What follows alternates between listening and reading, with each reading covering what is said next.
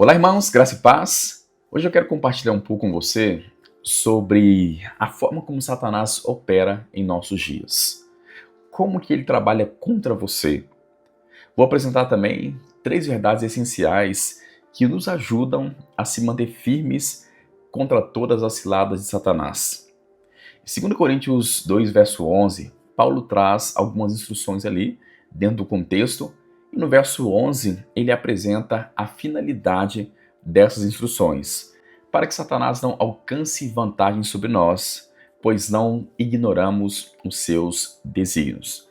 Então, o primeiro ponto a ser destacado nesse versículo que eu acabei de citar é o fato de Satanás desejar ganhar vantagem sobre nós. Isso não é novidade para ninguém. Ele veio para matar, roubar e destruir. Também, ele pode ganhar vantagem sobre você se você ignorar os seus desígnios, propósitos. E é justamente por isso que Paulo traz instruções, não só no contexto ali, como também ao longo de todo o Novo Testamento, os escritores acabam trazendo instruções a respeito do nosso posicionamento e como resistir a Satanás. E terceiro, não significa que ele vai ganhar vantagem sobre nós. Não significa que é obrigatório que ele ganhe vantagem sobre você. Então vamos analisar o nosso conteúdo de hoje. Quando falamos sobre batalha espiritual, sobre luta espiritual, eu vejo que há tantos pensamentos supersticiosos sobre esse assunto. Já vi tantos crentes com pensamentos, na verdade, como que na contramão do texto bíblico. Tantos pensamentos que não têm nenhuma fundamentação bíblica. E olhando para crentes que pensam dessa forma, que travam batalhas antibíblicas, vejo que Satanás fica com um caminho quase que totalmente aberto, escancarado para literalmente conseguir ganhar vantagem sobre essa pessoa. O meu povo, de acordo com Oséias 4:6, é destruído porque lhe falta conhecimento.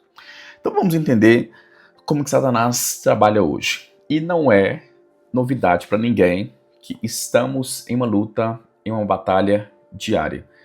Efésios capítulo 6, verso 12, Paulo ensina que a nossa luta não é contra carne e sangue, e sim contra principados e potestades e dominadores desse mundo tenebroso, contra forças espirituais do mal nas regiões celestiais. Então o que vemos nesse texto é, a nossa luta pode até não ser contra carne e sangue, pode até não ser contra pessoas, mas a de Satanás é. Esse é o papel dele. Matar, roubar e destruir. Então a luta dele é contra nós.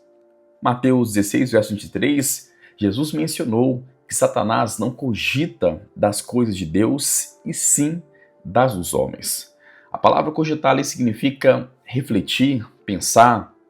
Então Satanás, ele pensa, reflete a respeito do ser humano. Isso vai incluir eu e você. Então ele pensa ao nosso respeito, ele reflete sobre nós, ele nos estuda diariamente. O objetivo dele é literalmente acabar com a nossa vida, nos corromper por completo. Então vamos entender como que nos mantemos firmes, Vamos entender aqui a forma como ele trabalha. Paulo menciona que ele é o dominador desse mundo tenebroso e apresenta isso também em outros contextos bíblicos, não vou citar aqui para o vídeo não ficar muito longo. Ele é o dominador desse mundo tenebroso contra forças espirituais do mal nas regiões celestiais. Então, a primeira verdade, que é importantíssimo compreender essa verdade, é sobre o nosso posicionamento no reino espiritual. Entenda a sua posição em Cristo. Percebo que muitos crentes não entendem muito o que Jesus fez na cruz por eles. Para muitos, Jesus veio somente para perdoar os nossos pecados. Mas, de acordo com o conteúdo bíblico, ele veio muito mais do que perdoar os seus pecados. Perdão dos pecados estava disponível no Antigo Testamento, mas não havia mudança de natureza. Quando olhamos para o Novo Testamento, vemos uma mudança de natureza, realidade, temos uma nova identidade, um novo posicionamento diante de Deus. Então vemos que no Novo Testamento temos muito mais do que perdão dos pecados. Então, para muitos crentes, eles lutam com Satanás, tentando ganhar algum território, tentando ganhar de alguma forma, vencer para de fato se tornar um vencedor. Quando de fato a Bíblia ensina que já somos mais do que vencedores por meio do nosso Senhor Jesus. Então, o primeiro ponto é entender a nossa posição no reino espiritual. Já vamos resolver muitos dos nossos problemas. Não vamos ficar tentando, como uma queda de braço, ganhar território com Satanás. Não. Lucas capítulo 10, verso 18, Jesus ensina que viu Satanás cair do céu como um relâmpago. O verso 19 ele explica: eis que vos dou autoridade, ele continua dizendo, né? Eis que vos dou autoridade para pisardes sobre serpentes, escorpiões e sobre todo o poder do maligno ou do inimigo, e nada, absolutamente nada, vos causará dano nenhum. Então é interessante notar esse texto porque ele viu Satanás cair do céu como um relâmpago, ou seja, da sua posição. Ele caiu da sua posição original. Aí no próximo verso, Jesus ensina: eis que vos dou autoridade para pisar sobre serpentes e escorpiões. Ele usa exemplos de animais peçonhentos, né, figura de linguagem, para explicar sobre as atuações de Satanás. Satanás é totalmente astuto, ele tem malandragens contra nós, e Jesus está nos ensinando que ele nos deu autoridade para pisarmos sobre serpentes e escorpiões, sobre todo o poder do maligno. Então, vemos aí que quando ele fala, né, sobre todo o poder do inimigo, fica claro que é sobre autoridade sobre Satanás, sobre atuações demoníacas. Então, vemos que ele está debaixo dos nossos pés. É óbvio que Satanás tem poder. É por isso que o texto ensina que ele nos deu autoridade sobre todo o poder do inimigo. Não é na nossa própria força, não é na nossa própria capacidade, não é de acordo com o nosso intelecto, com a mente muito bem educada, não é no nosso próprio poder. A autoridade é recebida de Cristo Jesus. E ele nos deu autoridade sobre todo o poder do inimigo e nada, absolutamente nada, te causará dano nenhum. Então você pode dizer consigo mesmo: eu tenho autoridade sobre Satanás. Temos autoridade. Você pode escrever nos comentários aí: eu tenho autoridade sobre Satanás, ele não tem lugar em minha vida, ele não domina a minha vida. Temos autoridade sobre ele. É interessante que quando ele menciona, né, eis que vos dou autoridade, essa autoridade aqui é concedida não somente aos pregadores, a um líder espiritual, alguém supostamente mais espiritual. Está falando aqui com todo aquele que nasceu de novo. O Senhor te deu autoridade. Você tem. Marcos 16, o texto ensina, né? Jesus falando para irmos por todo mundo, a partir do verso 15, pregar o evangelho a toda criatura, aquele que crê e for batizado será salvo, porém quem não crê será condenado. Ele explica: estes sinais hão de acompanhar aqueles que creem. Qual que é o primeiro sinal que acompanha o crente? Em meu nome expelirão demônios, expulsarão demônios. Então você tem autoridade. Então entenda o seu posicionamento no reino espiritual. Efésios 2, verso 6, Paulo ensina que ele, o nosso Deus, nos ressuscitou juntamente com Cristo e nos fez assentar à direita de Deus em Cristo Jesus, nos lugares celestiais. É bom destacar que no capítulo 1, Paulo já havia mencionado que o poder de Deus ressuscitou Jesus e o colocou muito acima de todo principado, potestade, poder e domínio. Muito acima de qualquer atuação demoníaca, muito acima de qualquer demônio, ele está muito acima. Aí quando entramos lá no capítulo 6, no verso 12, texto que eu citei aqui, Paulo ensina que a nossa luta não é contra carne e sangue, e sim contra principados e potestades. Principados e potestades que já foram mencionados no capítulo 1, que Jesus está muito acima deles, contra forças espirituais do mal nas regiões celestiais. Então, quando entendemos que no capítulo 2, verso 6, ensina que fomos ressuscitados juntamente com Cristo, entendemos que quando Jesus foi colocado acima ou muito acima de todo principado, potestade, poder e domínio, significa que todo aquele que nasceu de novo, todo crente, foi colocado acima de qualquer atuação demoníaca, acima de todo principado, potestade, poder e domínio. Então entenda que a luta mencionada pelo apóstolo Paulo, lá em Efésios capítulo 6, é uma luta na qual somos mais do que vencedores. Estamos muito acima. O crente que entende a sua posição em Cristo Jesus, entende a sua posição no reino espiritual, por isso que eu mencionei aqui que é muito mais do que perdão dos pecados. O crente que entende a sua posição no reino espiritual vai entender também que ele está muito acima de Satanás. Ele olha Satanás de cima para baixo, não de baixo para cima. Não estamos tentando vencer, ganhar algum tipo de território. Não! Temos uma posição em Cristo. Cristo já venceu por você.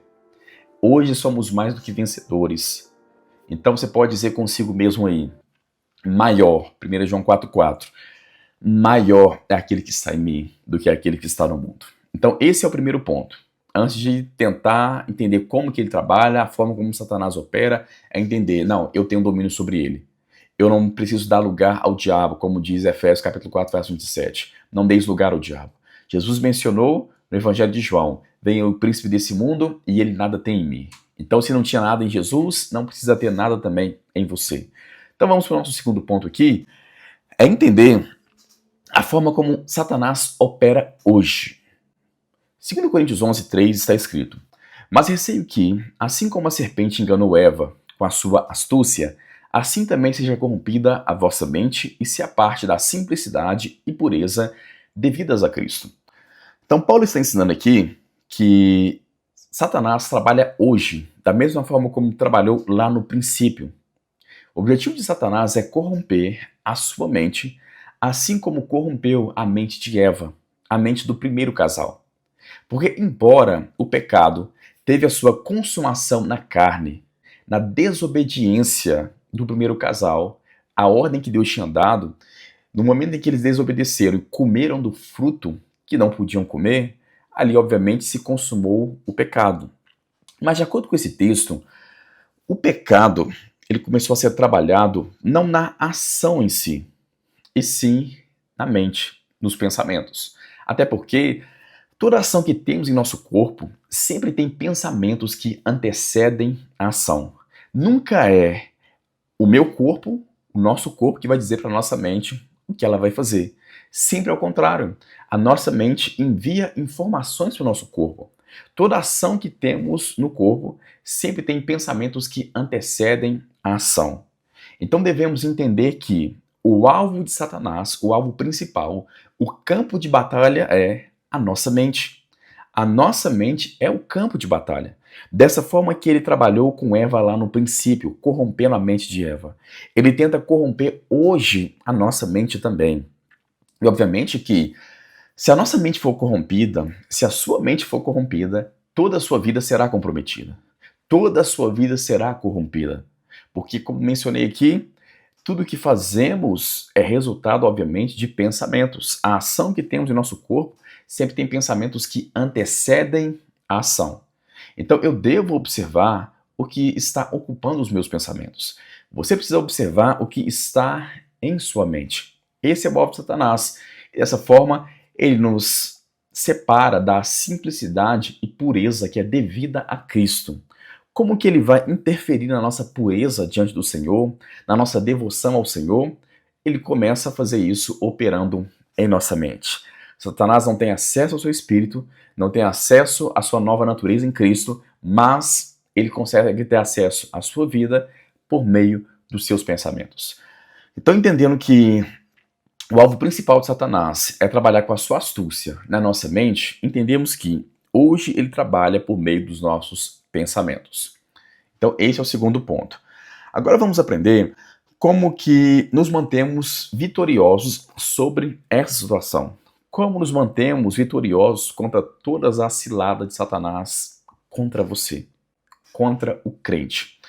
Em 2 Coríntios mesmo, no capítulo 10, 2 Coríntios capítulo 10, vamos só voltar aí, se você está com a sua Bíblia aberta, abre aí em 2 Coríntios capítulo 10, vamos ler a partir do verso 4, 2 Coríntios 10, verso 4, está escrito: porque as armas da nossa milícia não são carnais, e sim poderosas em Deus para destruir fortalezas, anulando nós sofismas e toda altivez que se levante contra o conhecimento de Deus, levando cativo todo pensamento à obediência de Cristo. Então o que Paulo está ensinando aqui? As armas da nossa milícia, ou da nossa luta, não são carnais, elas são poderosas em Deus. Então o que vemos aqui é que há um poder para destruir as fortalezas de Satanás. Há um poder. E que poder é esse? De acordo com o próprio contexto, e todo o contexto bíblico, o poder está no Evangelho, na Palavra de Deus. Romanos capítulo 1, verso 6, eu não me envergonho do Evangelho, porque é o poder de Deus para a salvação de todo aquele que crê, primeiro do judeu e também do grego, visto que a justiça de Deus se revela no Evangelho de fé em fé, como está escrito, o justo viverá pela fé. Então vemos que o Evangelho é o poder de Deus. E o que é o Evangelho? 1 Coríntios 15, do verso 1 ao verso 4, Paulo ensina que o Evangelho se concentra na morte, sepultamento e ressurreição do nosso Senhor Jesus. Então precisamos entender o que foi feito na obra da redenção por nós, em nosso favor. Então quando entendemos o Evangelho, que é Cristo pregado no madeiro, Cristo sendo sepultado e ressuscitado, entendemos que esse é o poder de Deus. Esse é o poder com o qual vencemos os ataques de Satanás. Olha o que ele diz aqui. São poderosos em Deus para destruir fortalezas. A palavra fortaleza aqui no texto grego traz a ideia de construção, né? Significa castelo, fortaleza, firmeza, qualquer coisa em que alguém confia dos argumentos e raciocínios pelo qual um disputador esforça-se para fortificar sua opinião e defendê-la contra o seu oponente. A pergunta que eu faço é: quem é o nosso oponente? Satanás. Ele veio para isso, para nos destruir, matar, roubar e destruir. Então, vemos aqui que ele usa de argumentos, raciocínios para fortificar a sua opinião e defendê-la contra nós. E aqui traz essa ideia de castelo, né, de algo sendo construído. E sabemos muito bem que a forma clássica de levantarmos uma parede é tijolo, em cima de tijolo, em cima de tijolo, em cima de tijolo, até que se edifica uma parede. Por que eu usei esse exemplo? Trazendo aqui para dentro do contexto, né? Satanás ele coloca pensamentos por trás de pensamento, em cima de outro pensamento, em cima de outro pensamento, até que se constrói, né, uma parede entre nós e Deus. Então Deus diz algo ao nosso respeito do outro lado da parede, só que estamos desse lado e há uma parede que foi edificada entre nós e Deus.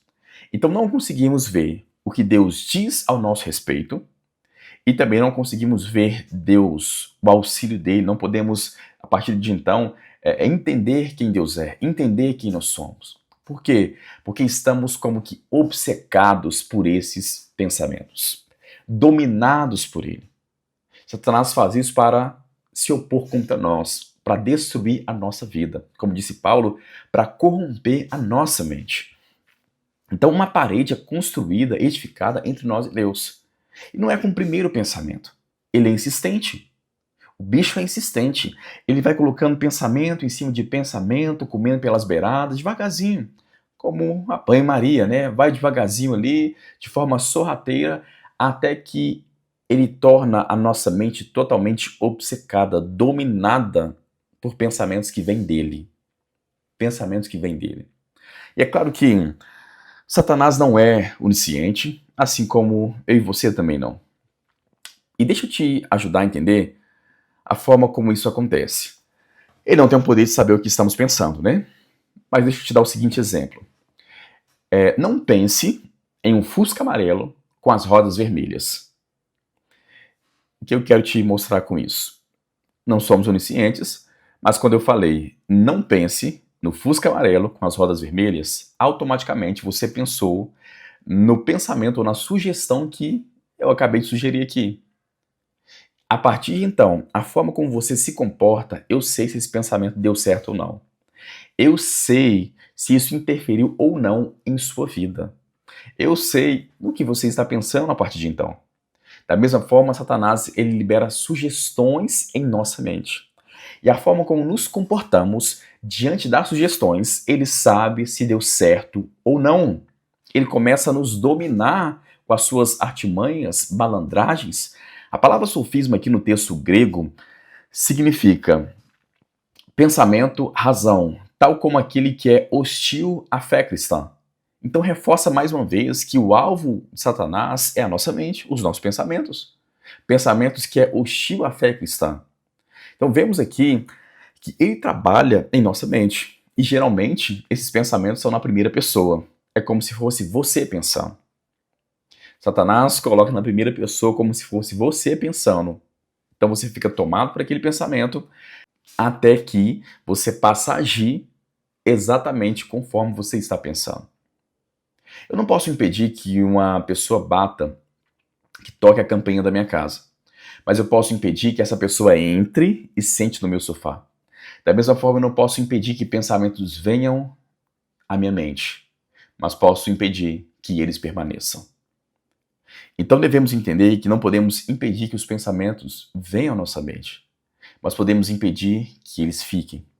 Como que impedimos esses pensamentos? Como que impedimos, que esses pensamentos permaneçam em nossa mente? Paulo explica. Essa arma é poderosa para destruir fortaleza, anulando nós, sofismas e toda altivez que se levante contra o conhecimento de Deus, levando todo pensamento à obediência de Cristo. Usando a própria palavra de Deus para renovar a nossa mente, citar a palavra. Se você está tendo pensamentos suicidas, o que a Bíblia ensina sobre esse assunto? Use a palavra de Deus contra Satanás. Renove a sua mente com a palavra. Essa é a primeira coisa que Deus requer de você. Que você renove a sua mente. É a primeira coisa que Deus requer de nós. Romanos 12, verso 2. E não vos conformeis com esse século, mas transformai-vos pela renovação da vossa mente, para que experimenteis qual seja a boa, agradável e perfeita vontade de Deus. Não vamos experimentar a boa, agradável e perfeita vontade de Deus sem renovar nossa mente. A primeira coisa que Deus requer de nós é uma mente renovada. E uma mente renovada é uma vida transformada. É isso que Deus requer de nós. Em Hebreus 12, verso 2, o autor de Hebreus ensina que Jesus é o autor e consumador da nossa fé. Jesus é o autor e consumador da nossa fé. Então devemos andar como Jesus andou, viver como ele viveu. 1 João 2,6, aquele que diz estar nele deve andar como ele andou. Como que Jesus paralisou as obras de Satanás? Lucas capítulo 4 temos um exemplo. Para cada texto citado fora de contexto por Satanás, Jesus disse, está escrito, está escrito, está escrito. 3 escrituras foram o suficiente para Satanás bater em retirada. É claro que em outros momentos ele voltou, né?